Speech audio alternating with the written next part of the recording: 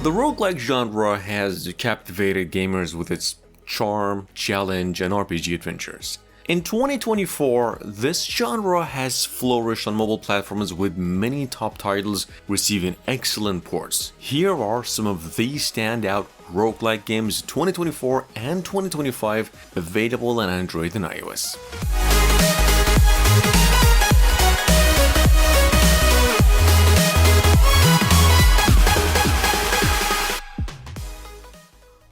Do you like shiny cards? Balatro has multiplier Hold cards. up, don't even think about skipping this one. I know.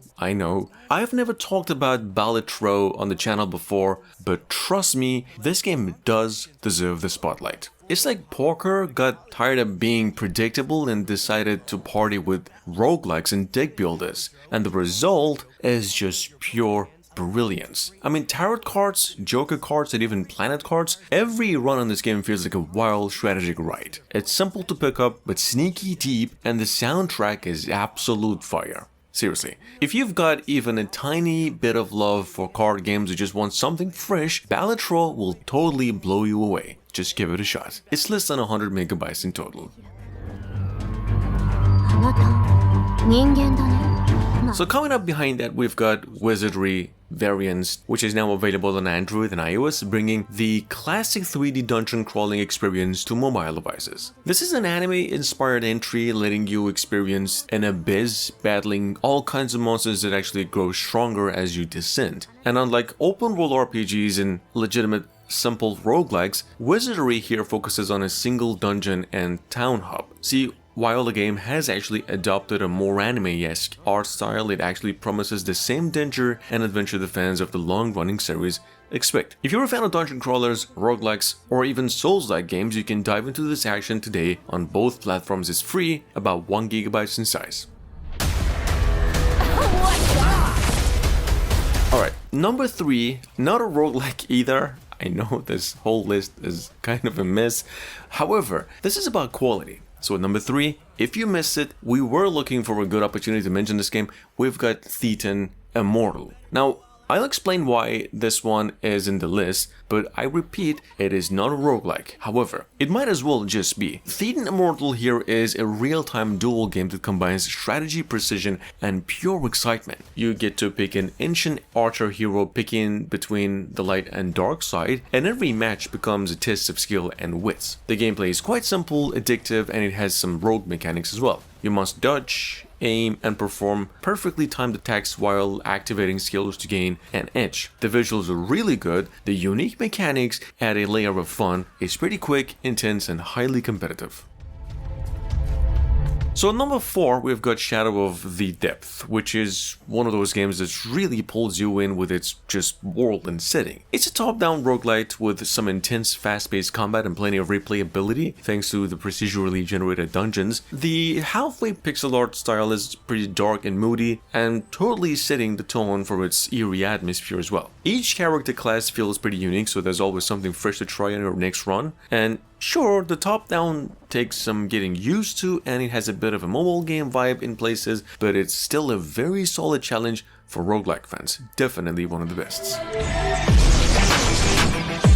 Well, with that being said, we've got League of Stickman 3, which is like the ultimate quick fix action game. I mean, you know the feeling that you just want to jump in and feel the rush of combat in a game? This one nails it. You get to pick from a bunch of awesome Stickman heroes, each with their own killer moves, and the fights are super fluid, especially when you string together some combos. The animations are surprisingly smooth, and the bosses are an insane level of quality and creativity. If you're looking for a fun, high-energy brawler, League of Stickman 3 is totally worth the ride. Not available on stores yet, but you can pre-register on TapTap. Moving on to number 6, we've got Toroa, which is, well, first of all, it's a roguelike dungeon crawler that offers a pretty quick 10-minute match system where every players explore ruins in search of just loot. The game features a 3-player party system allowing you to team up with friends or other players to tackle dungeons together. And while it boasts some pretty vibrant visuals and a variety of character classes, some players have reported issues with long tutorials, frequent crashes also, and some performance hiccups. Despite these throwbacks, I gotta admit, Toroba offers a pretty unique dungeon crawling experience for those of you seeking some quick co-op gameplay sessions. If you're into co-op RPGs, well, Loot Heroes Fantasy RPG here is a blast. Imagine teaming up with friends to fight evil, level up, and collect loot. The world has been torn apart by a rift, and now it's crawling with dangerous monsters all over the place. You're gonna be diving into forests, dungeons, and battles, unlocking heroes with lots of cool abilities, perks, and gadgets. In fact, each hero has its own unique skills, so you can build your dream team and kick some serious butt. Plus, there are PvP modes, time-limited events, and some seriously detailed handcrafted stages to explore as well. Free game. Moving on to number 8, we've got obviously Blasphemous, which is not just a roguelike game, it's a Metroidvania. One of the most haunting masterpieces of all time, blending challenging gameplay with some striking gothic artistry. Now available on Android, it's an offline game that works with a controller and is roughly $8. If you are seeking a dark, beautifully crafted Metroidvania that challenges and mesmerizes, Blasphemous is a must-play experience. The pixel art is exceptional, the combat is precise and forgiving, yet rewarding. The story is steeped in religious lore, and each boss encounter is both visually and mechanically memorable as well, keeping you hooked despite the high difficulty.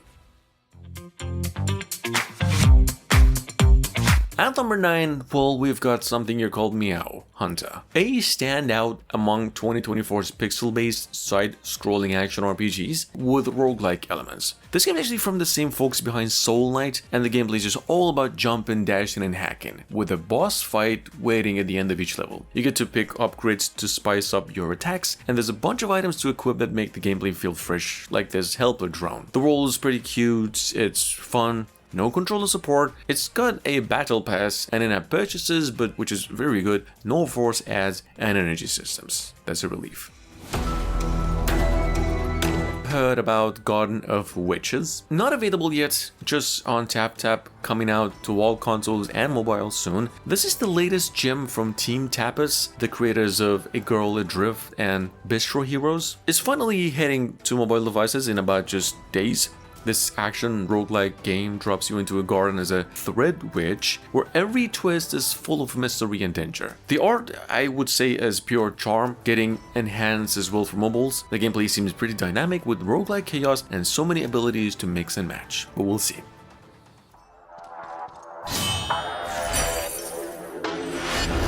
If you've ever wanted to be the bad guy, though, well, Legend of Keepers lets you take control of a dungeon and manage it against invading heroes. It's a roguelite mixed with dungeon management where you hire monsters, set traps, and defend your goal. But this isn't just about combat. You're going to be dealing with workplace struggles like strikes, sick leaves, and all of that while running the ultimate dungeon of yourself. With different dungeon masters to choose from and some seriously slick animations as well, you're going to be needing to be smart with resources to rise through the ranks and crush other players and the AI.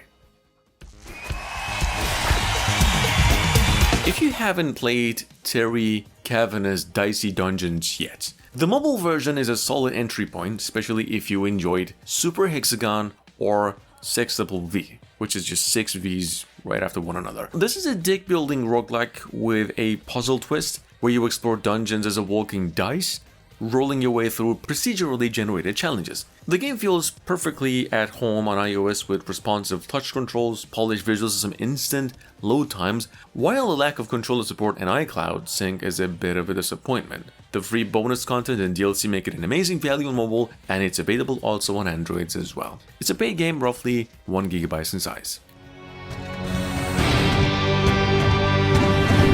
With that being said, if you're in the mood for something spooky and have a Netflix subscription, well, Dead Cells Netflix edition is loaded with content. Well, this version of the critically acclaimed roguelike brings almost all the game's DLCs and expansions, including The Bad Seed, Fatal Falls, The Queen and the Sea, and even the amazing return of Castlevania. So here's the thing, while the mobile versions are a bit behind the PC and console updates, there's still more than enough here to keep you busy. If you missed the original release, now's a perfect time to dive in.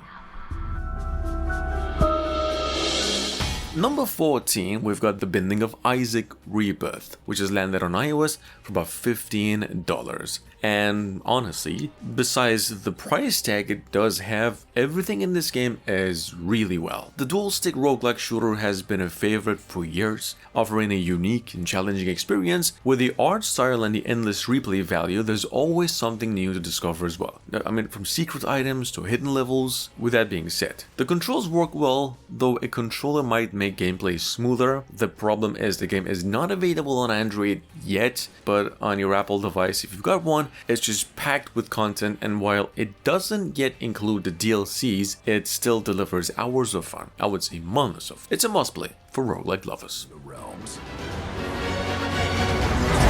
If you're up for a epic survival RPG that you can play with just one hand, yeah, this game might be calling your name as well, literally. So, Valhalla Survival Beauty here throws you in a world inspired by Norse stuff. With hack and slash roguelike combat and some stunning visuals to back it up, you get to pick from three distinct classes, dive into over 100 stages, and mix and match skills and items to create your ultimate build. And of course, there are plenty of dungeons to conquer and bosses to defeat. This game is available now in pre-registration state.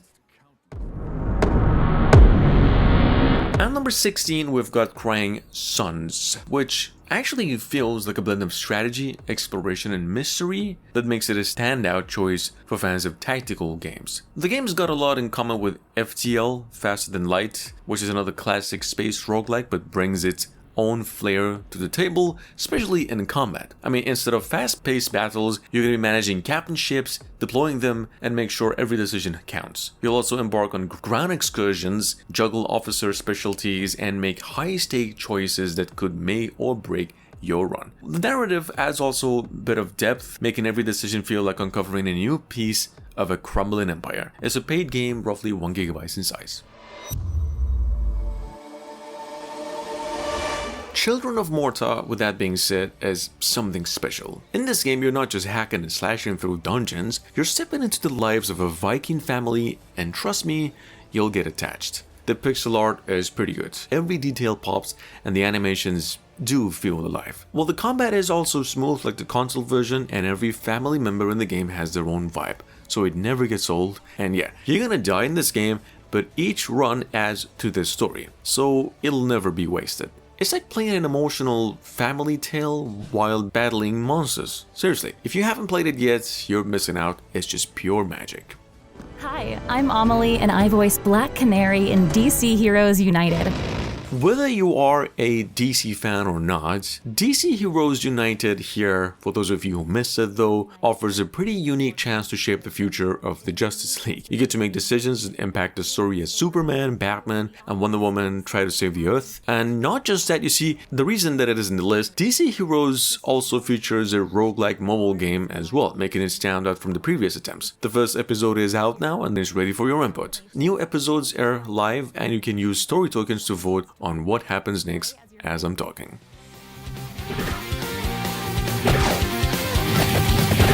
Number 19, we've got obviously Vampire Survivors, possibly the best game in the list. Now, the DLC ode to Castlevania, which is just pure chaos, and I mean that in the best way possible. It's like someone cranked the nostalgia dial up to 11 and let loose with a swarm of monsters straight out of a classic Castlevania fever dream. The new characters, weapons, and levels feel like a love letter to the iconic series, blending perfectly with Vampire Survivors' signature horde survival madness. The DLC does keep things fresh and exciting without overcomplicating things that make the base game addictive, and if you are a fan of Castlevania or just love the charm of Vampire Survivors, this is an absolute no-brainer. Number 20, we have Dungeon Crawler itself, this is a fresh twist on dungeon crawlers to begin with that mixes deck building with this claw machine mechanic. See, you're going to be grabbing weapons and items straight from a claw machine, aiming carefully to strategize your way through roguelike dungeons, and each run is different, with tons of weapon combos and an epic quest to reclaim your stolen rabbit paw, and a bunch of bosses to fight with and characters to open. There is like an endless amount of replay and content in this one to keep you busy until Rapture. It's fun, one of a kind, and definitely for deck builder fans.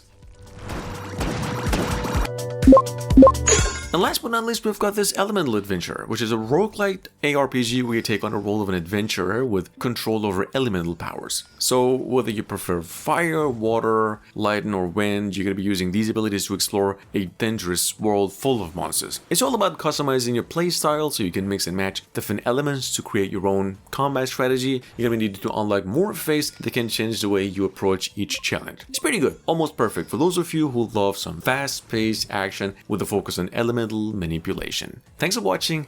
I really hope you enjoyed. I'll see you again in just a couple of days.